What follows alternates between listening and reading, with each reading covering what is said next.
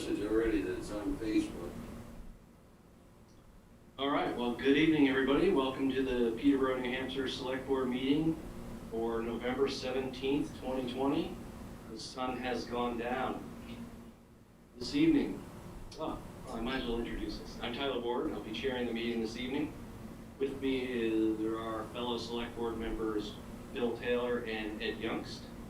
We also have Town Administrator Rodney Bartlett, Deputy Town Administrator Nicole McStay, and Walker's with us. I see Allie Kreutz is on the line taking notes as usual, and we have Tim Bresvik doing our technical business. Tonight, if you're watching, you're seeing us on either Facebook, Ustream by the town's website, Comcast Channel 22, or perhaps even the YouTube for the kids, all the kids out there watching on the YouTube. Right. Tonight, Chief Walker will give us an update on COVID-19. We'll discuss a potential draft mask ordinance with public hearing to follow in the near future. And the townhouse has instituted a draft travel policy, quarantine, and remote work policy. We'll hear an update on that. For new business, we'll appoint, or make a motion possibly, to appoint Danica Malone to the Southwest Region Planning Commission Brownfield Advisory Committee. Back to some old business, we'll discuss the departure of the beloved Rodney Bartlett from town administration and announce his replacement. We have some board and committee appointments for the Master Plan Steering Committee, and we'll review and approve select board minutes from October 6th and October 20th. So, did I miss anything? No. Excellent. Chief Walker, how have you been? Well, thank you all. So we're just sort of an update of where we are. Latest information available through the state. We currently have 8 active cases in the town of Peterborough. There have been a total of 34 cumulative cases. As you know, the state is up. It's not as high as we've been on other days during this, but it is up significantly, which is a trend regionally, nationally, and internationally of late as we go forward with this. And to reiterate something that we said last time and led to some of the decisions around, as Tyler mentioned, the policy on travel, what we're seeing is this spread is due primarily to people getting together that hadn't gotten together before. Going outside their bubbles, if you wish to call it that, or whatever else. And as we're starting to look at this again, both locally, regionally, and nationally, and internationally, it is something that is of concern. We are fortunate within our school district. Our school district has done very well. Our communities have done very well. But it is not something, it's not something we are out of yet as we go forward.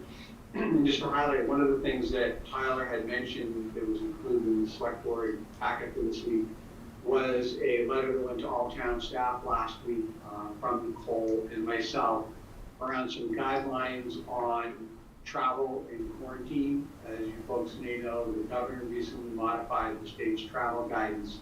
So anybody who travels for non-essential travel outside of the 6 New England states is required to quarantine for 14 days, or after 7 days, they have to be tested and test out of that quarantine upon return to New Hampshire.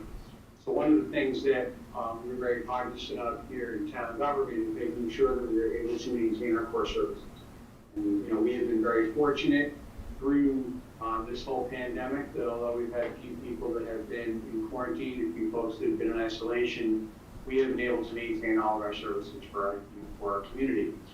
So with the upcoming holiday season and the idea behind a lot of upcoming travel, we went and created this order. So essentially it just reminds folks that the travel guidance is in place, that quarantine is in place, that there are the opportunities for some employees to work remotely, and again, highlighting for folks here to take precautions all the time.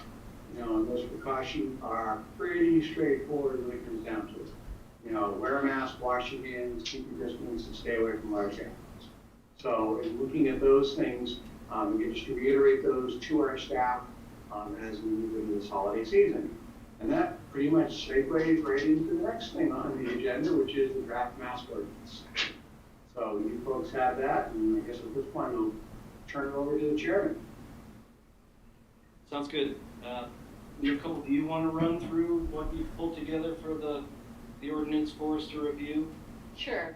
So I've discussed, after, obviously this has been coming up for the last few months, whether or not the town should adopt a mask ordinance. I spoke with a number of town managers, town administrators, other public officials around the state, and also reviewed various mask ordinances that have been put in place in various communities. And they really run the gamut. It depends on the community, what type of government they have, whether they're a city or a charter form of government, or they're a town and relying on essentially on state statutes for their authority. While we have a charter form of government, our charter doesn't address emergency powers or emergency orders by selectmen. So in this regard, we are relying on state law, particularly RSA 147:1. 147:1 is specific to health officers and health department rules and the things that the health officer is going to be enforcing on the local level.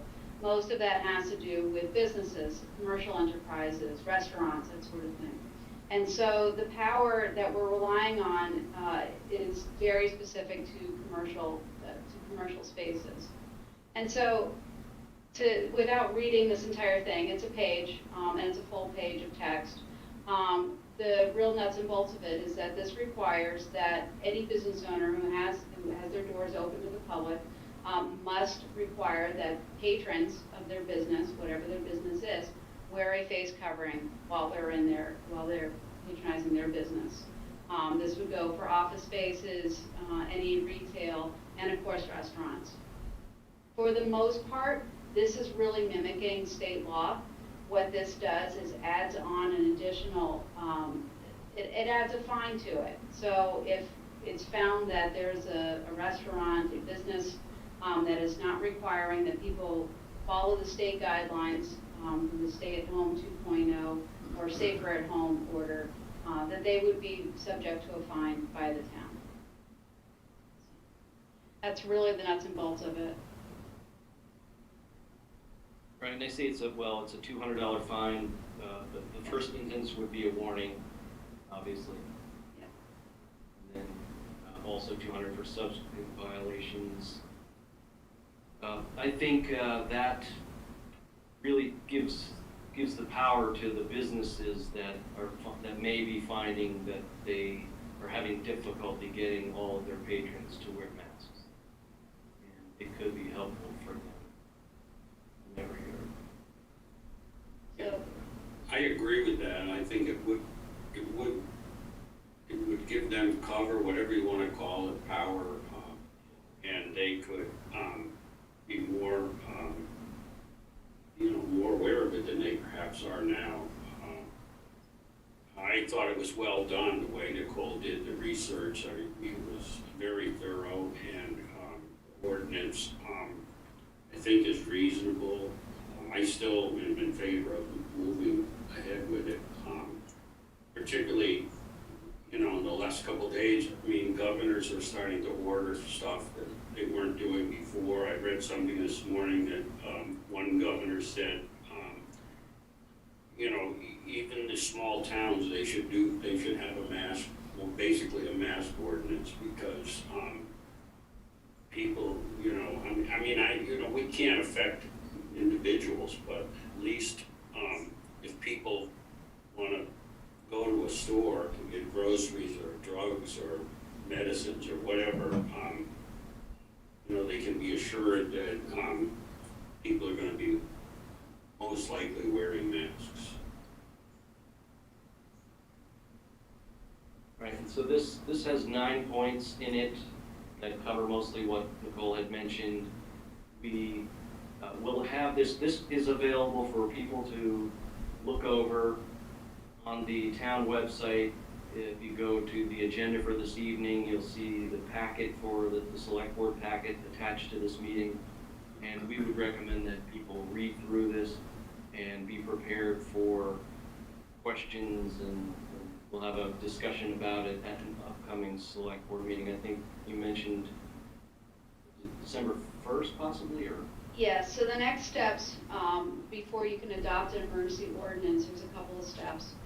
One of them is, of course, to put it out publicly. We will be posting the ordinance itself on the town's website, just by itself, not in, Selectmen's packet, but right up front and center. We'll also be publishing the draft ordinance in the paper. And even though it's not required, we've discussed it, and I think it's, it's a good practice to hold a public hearing on this. So we won't be taking questions tonight on this. Instead, we'd ask everyone to, submit your questions either via email to selectboard@peterborough.nh.gov or via Facebook, any comments that you might have.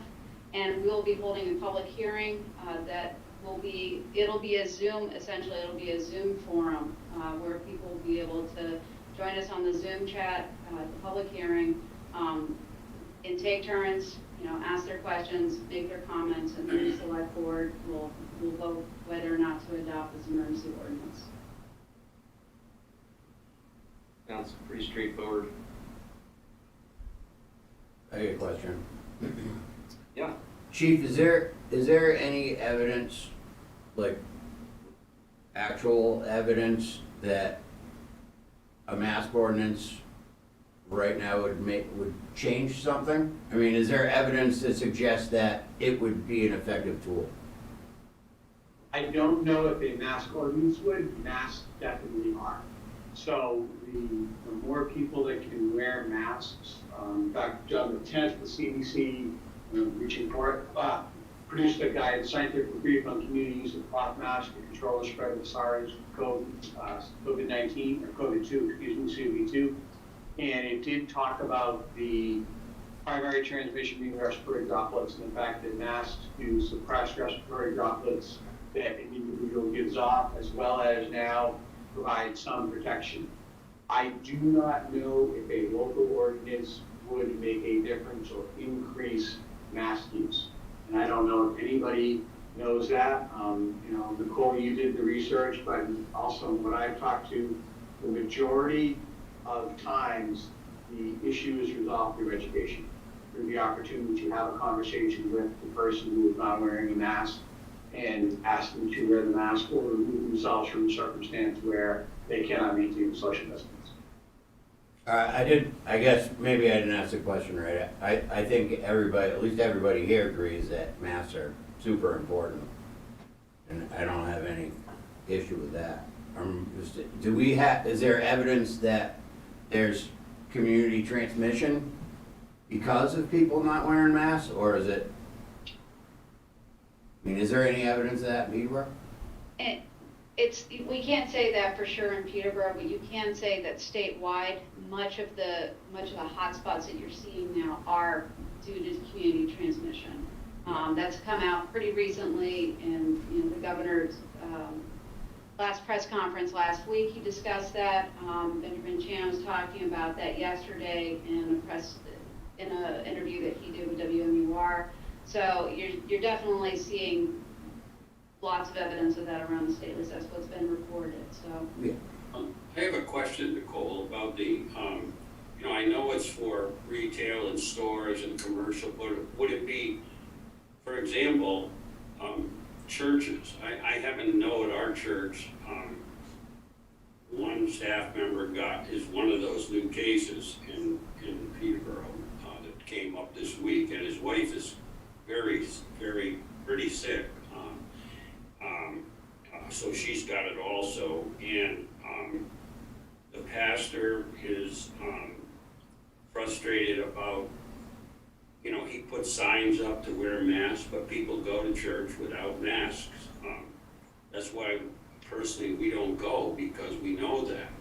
We do go for communion after Mass is over, and we see people coming out with no masks. So would would this ordinance apply to churches and public places like that? Well, the way that we've written it, it's the public entering any business, including or without limitation, any outdoor area where business of any sort is conducted, including public transportation, taxis, rideshare vehicles, government buildings must wear a mask. We do not specifically call out religious institutions. So if that's something that the select board would want to include, we can certainly include that. This is a draft, so we can make changes to it. Well, there's no evidence that that's where the person got it, but because this individual is there at every mass, it's involved, it's likely that, it could be that that's where it started. We don't know. Every organization can make that a rule. Your pastor, or I'm not sure how the organization, if it's something that needs to come down from the diocese, or if it's something that you can decide locally. But, the organization can say, this is a rule, you cannot enter without a mask on. And that is across the board, that's without an ordinance, you can do that. Just like, we can do that for the townhouse. I can do that at home. I can say, you can't walk in through my front door unless you're wearing a mask. So. I just was curious. Yeah. I know it's very difficult for, places, especially, when you think about a place of worship, you want to be very open and very inclusive, and you certainly don't want to turn away anyone on a Sunday morning. But it really is, even after this passes, even if it does say, any place of worship, you must wear a mask, someone is still going to have to stand at the door and enforce that. And we can't, we've only got so many cops on any given shift. It really is going to come down to every organization doing their bit to make it a rule, to be that first line that says, you have to put a mask on, I can't let you in unless you're wearing a mask. It's about everyone's safety.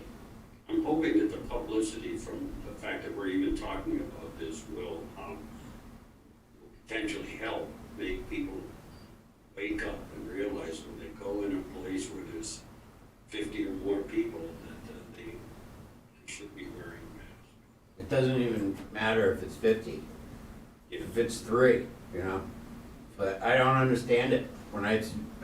Very rarely do I run into anybody in a store in town. I'm not, like running in stores constantly, but it's pretty rare that I see somebody without one, and you just wonder, like, what is it? Is this, like, why wouldn't you?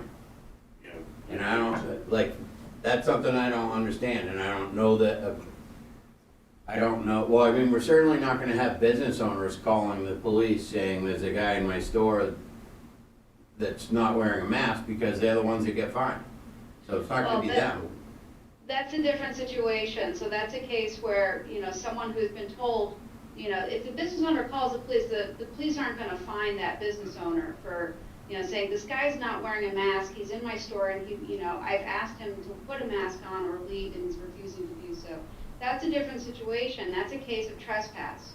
That person's no longer welcome there, and calling the police to remove that individual isn't gonna trigger a fine on the part of the individual, on the part of the business. In fact, the business is doing their best to enforce the ordinance. So no one's gonna punish them for that. But if, say, some well-meaning citizen driving by sees somebody walk into a store without a mask on and they call the police, and I don't know how the police are supposed to prioritize what they've got going on all day long, every day, or if we've even discussed this with Chief Kennard, what their capacity is to respond to mass calls. And that's a concern that we have, and that's an absolutely valid concern. Will this add an additional burden onto the police department, who are already overstretched? There's no question about that. That is that's probably our number one concern regarding this ordinance. Well, it's mine. So my concern is that there's a flood of calls and the police are running around trying to find people that don't have masks on that will probably, by the time they respond, whoever that is has left the store already. And then they can do nothing about it anyways. But like, what if something's going on the other side of town and, something really bad is happening and the police are tied up trying to find somebody that's not wearing a mask?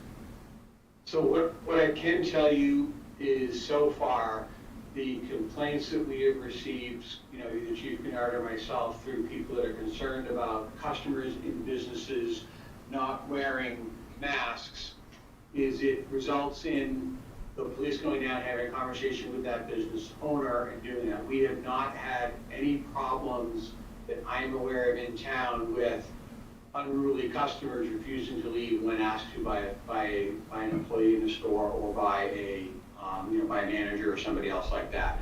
Typically, the issue has been either store employees who are not wearing masks in almost every one of those cases because they had a medical reason not to, and once explained, the person who made the complaint, or more accurately, the inquiry, was satisfied with that.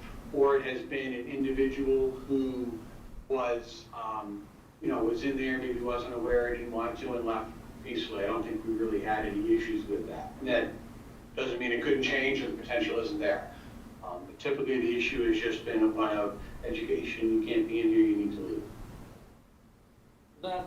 That sounds to me like we could have a handle on it, and certainly, as Ed mentioned, the publicity around us considering this and potentially adopting this policy, and Chief Walker's great point about the education factor. And remember, the first instance is a warning, and that warning is an opportunity to have that education piece and to support the businesses that really want these customers. They need these, all of our businesses need these customers. And if we can support them in this way and not have somebody that's so adamant about not wearing a mask that they would threaten to not do business in that business, that's on that person, and they're just, they're not a nice person. So, and as Chief Walker said, the people will leave, and it'll be resolved. So, but we'll have this discussion again at our public hearing, no doubt, and all this will come back up again, and we'll hear from more people and see what might work best, right? And I do see if there are a couple questions on Facebook. Again, we'll take those, all questions at the public hearing. Not going to address all of them tonight. I think we have to emphasize again that this is not, this ordinance doesn't, I mean, we hope that people will, if it's a crowded sidewalk or even outside, that they would wear them. But this is not going after individuals. It's really trying to, I think, the way I look at it, support the business owner's ability to do what they probably want to do anyway. Is have people come in there wearing masks. Well, they already have that power, right?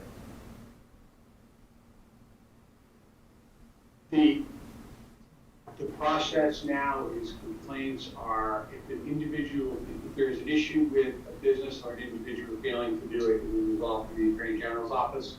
So the complaint goes to the Attorney General's office, they do the final investigation, and Chief Kennard can give far more in-depth detail on that. But one thing with this ordinance now is, as with any local ordinance, it makes it a violation of a local rule. So that's why if you look down under that last bullet point, it discusses the fact that violators can be sent to the 8th Circuit Court District Division in Jaffrey for these violations, both through an enforcement process through the Attorney General's office. Has anybody asked, gone around to business owners, see what if they need help with this, and if this would help them? I mean, if this is who we're targeting, then it's their input we should have, right? Are you volunteering for that right now? Well, I mean, I'd be willing to go to, so how many businesses do we have? 1,000? I mean, I would be happy to. I mean, we should hear from them. I can't do it all day, every day, but I'm willing to chip in.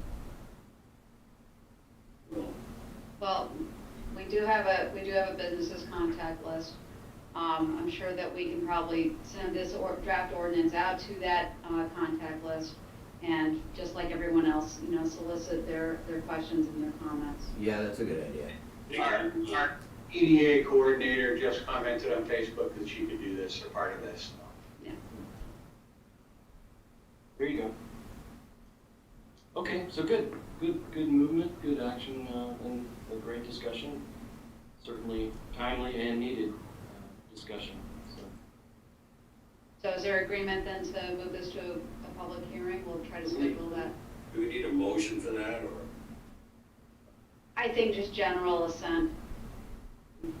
I'm in favor of it going to the public hearing. Yeah, I'd like to hear from the public, sure. That's enough, right? All right, we'll get this all posted and everything next week, for the next meeting on December 1st. All right. Thank you, folks. If there's nothing else, I'm gonna bow out to get ready for fire department training tonight. Thanks, chief. Thank you. And so Chief touched on the draft travel policy, quarantine, that business. Do we need to elaborate more on that? No, just if you have any questions, happy to answer them. No, I read through it. Anybody have any questions? No, I read through it, it's very thorough, well done. Makes sense. New business. Would anybody like to make, I'll make the motion. Let me find it's in the packet here.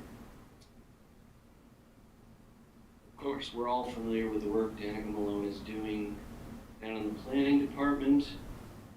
Off to a great start. I recall during her interview process that she has background in brownfields criteria and that sort of thing. So this is a perfect appointment for her, I believe. Yeah.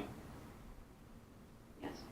Rodney, you've been serving on that committee for a while now, right? Yes, I've been on that committee for maybe as long as 4 years. I think Danica is a perfect match for that group. She has local knowledge, and as you said, Chairman, she has some background in brownfields and solid waste, so I think it's a good match. Great. So, yeah, I'll make a motion that the town of Peterborough hereby nominates Danica Malone, Peterborough's town planner, to serve on the Southwest Region Planning Commission's Brownfields Advisory Committee. Second? I thought that was going to be a longer sentence. All those in favor? Aye. Aye. All right, unanimous. Thank you. Yeah, good one. Thanks for working on that all those years, Rob. Next up, here we have it. All right, back to some old business. So I guess at this point, I'm just going to come right out and say it. I'd like to congratulate Nicole McStay for actually accepting the position of town administrator going forward, starting January 1st.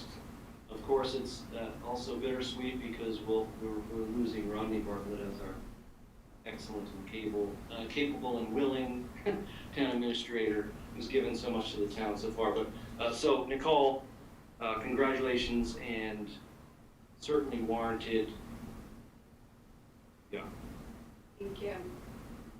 And even with all that's gone on in the last couple of years, and we're in the middle of a pandemic, and we've, as a board and townspeople, I've heard from people, we've watched you navigate a lot of these difficult situations, and certainly you're up to the task, and your experience with the town and in town, and what you bring to the position is, for me, I think is just going to be the best situation for Peterborough going forward. And I'm delighted that you accepted the position. Thank you so much. I can't tell you. So I have a really brief statement that I prepared. I just want to say I'm so grateful for this promotion, and also I'm grateful for the trust that the three of you have put in me to do this job well. And I thank you for the opportunity to continue to serve Peterborough and to give back to the community that has been home to myself and 4 generations of my family. I also want to thank Barbara Miller and Karen Hatcher, who also supported the succession plan and provided me the opportunity to prove myself capable of taking on the challenges of managing this vibrant town. Rodney, the input that you've given me and the confidence in my work that you've shown during these last 5 years have been so valuable in helping me to develop professionally. I can't thank you enough. And I also want to acknowledge Pam Brenner's mentorship. She gave me every opportunity to listen and learn as she conducted day-to-day business of the town administrator, and was the first to show confidence in my ability to learn and to take on new responsibilities. Her investment in me has played an enormous part of why I'm here today. I also want to thank the team of department directors and staff that I get to work with every day. They're an amazing group of professionals that any community would be incredibly lucky to have. I'm thrilled to be given the opportunity to continue to work with them in service to our residents. And together with the vision and the work that you as a board and all the other volunteers give us, Peterborough is a good town to live in, and together I think we'll be able to keep it that way. Nice. Thank you so much. Yeah, thank you. And I just have to add my congratulations also. We spent a lot of time together, you and I, from 15 to 18, when I was on my 3-year term, meeting almost every week, and I didn't know you before that. When I lived here before, you weren't involved with the town, but there's just no question in my mind that this is the right thing for you, for the town. You've grown so much, and Rodney did a great job of implementing the goal we set for him back then and developing this succession plan, which I think makes so much sense. And people need to realize that all strong organizations, public and private corporations that do this, are the companies that are, far-sighted. They know that to continue the way things are, they should do that kind of work, and we did it. You all did it. So congratulations. I am thrilled that you got this opportunity. Thank you. I'm happy that you took it. I mean, it's been like, what, a year and a half since I've been on the board, and I didn't know, except for having formed my own expert opinion on what happens inside the walls of this townhouse until I actually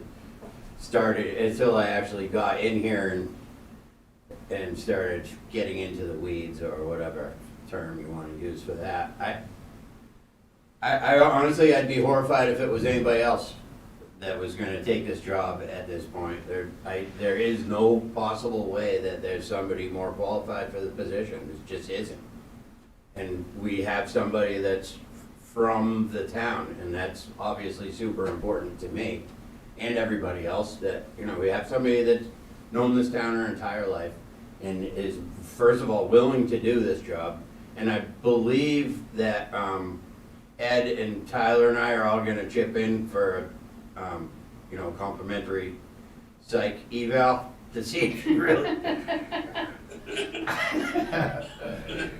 I was gonna say, anybody that takes that job or runs for selectman definitely should have their head examined first. But no, to be serious, I mean, I'm absolutely thrilled about it. I just can't, I really, I stand by that. There can't be a person that's more qualified for the job. And I'm convinced after a year and a half, I'm just sorry as anyone to see Rodney go. And I hope that both of you, Rodney and Nicole, know that I'm still gonna be in touch with you 24 hours a day, 7 days a week, no matter what. And even after you're retired, Rodney, so, sorry. I understand that. Well, thank you so much. Yeah, much Truly. Sure. Thank you. And you did touch on it too. Rodney really he had nothing but great things to say and highly recommended you for the position. And it would really it was kind of easy for us. It was a no-brainer. And having worked with you certainly really. Great. All right. Well, good luck going forward. No doubt. I mean, I don't know if it could get any worse. Pandemic and Please knock on wood. Yeah, seriously, Tyler, why would you say something like that? Thank you.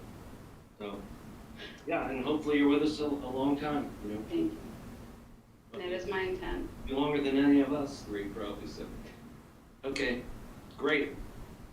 get to work. Back to the old business. Yeah, back to the agenda. Yeah, board and committee appointments.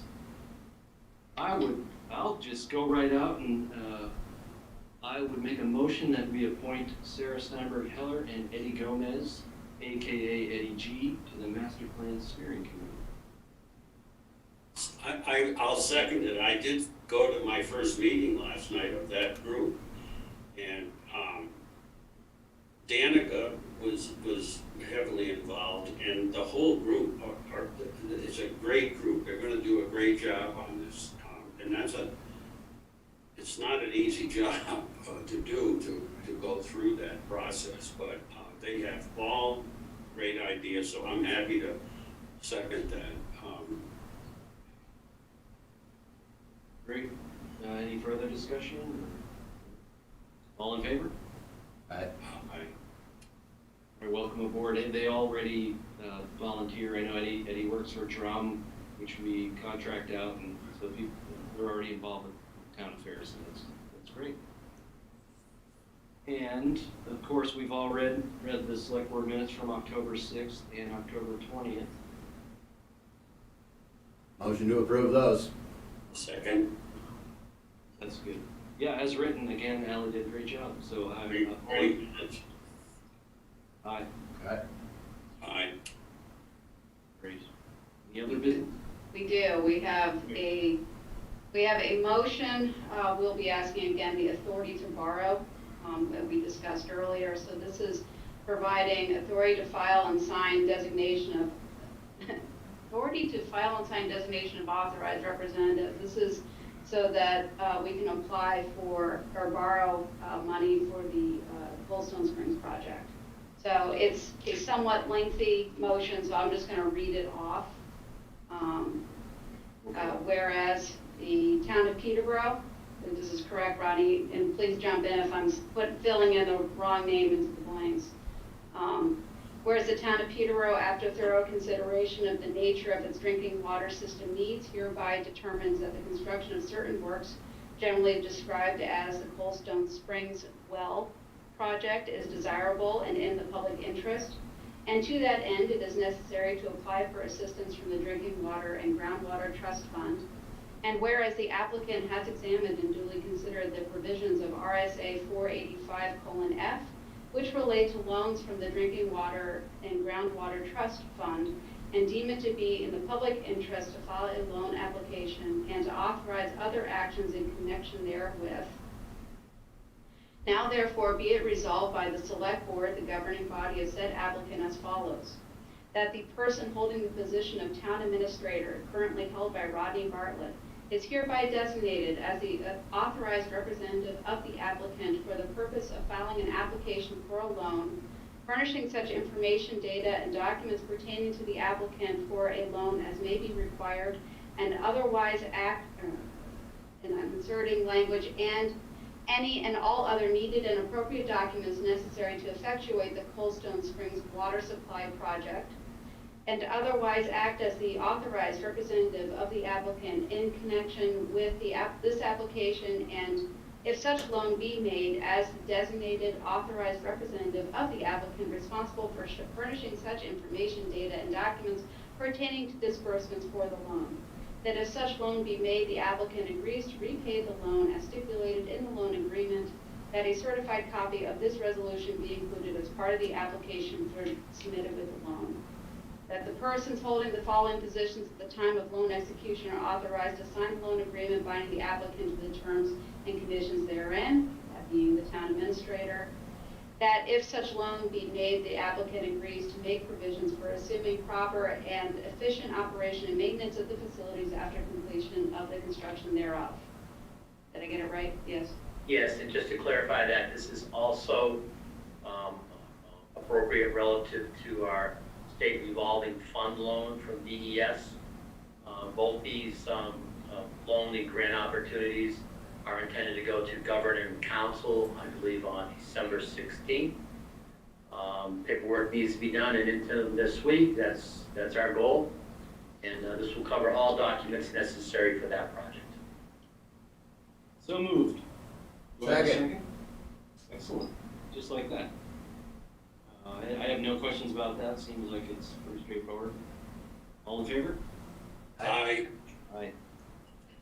Thank you. Again, yeah, thanks, Ron.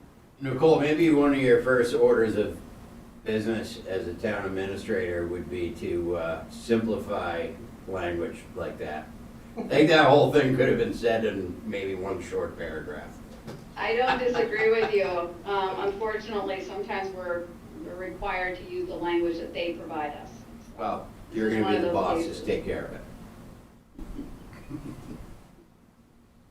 With that, and now there's no other business, correct?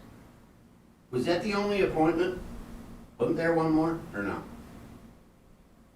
Just the board and committee, master plan steering committee, and then Danica to the. Oh, okay. There was another one, was a new email I saw that didn't make the agenda or something. Yes, there was one more. It came a little too late. We close the agenda around noon, 1 o'clock on Fridays. Gotcha. And you can see in the packet, we did receive a lovely thank you letter from Muffy Ames regarding the proclamation read at the last meeting. That was really nice. Thank you for that, thank you. And with that, I'll be wishing everyone a safe and lonely Thanksgiving. Have a good time, Maria. Motion to adjourn? I'll make it. Yeah, second. Good night, everyone. Thank you. Thank you. Happy Thanksgiving, everyone, if I don't see you or talk to you. Thank you. Thank you.